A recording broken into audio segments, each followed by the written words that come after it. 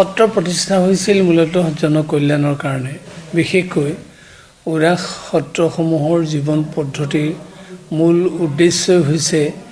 জনতাৰ সেৱা কৰা উদাস সত্ৰ বৈষ্ণৱসকলৰ এটি হৈছে মূল ধৰ্ম পৰ্যাপ্ত সময় যাতে তেওঁলোকে ঈশ্বৰৰ ওচৰত সমৰ্পণ কৰিব পাৰে ৰাইজৰ ওচৰত এৰি দিব পাৰে আৰু তেনে ত্যাগক সন্মান জনাই উদাস সত্ৰসমূহৰ ভৱিষ্যত সংৰক্ষণৰ কাৰণে ইয়াৰ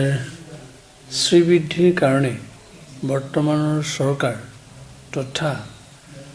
মাননীয় কৰ্মদক্ষ দূৰদৃষ্টিসম্পন্ন মুখ্যমন্ত্ৰী ডক্টৰ হিমন্ত বিশ্ব শৰ্মাদেৱে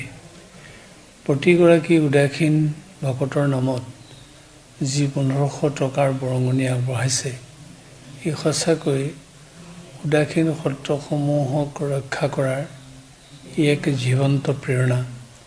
আমি এই আপাহতে মুখ্যমন্ত্ৰীদেৱৰ এই চিন্তাৰ প্ৰতি শলাগ লৈছোঁ আৰু তেখেতৰ প্ৰতি আমাৰ কৃতজ্ঞতা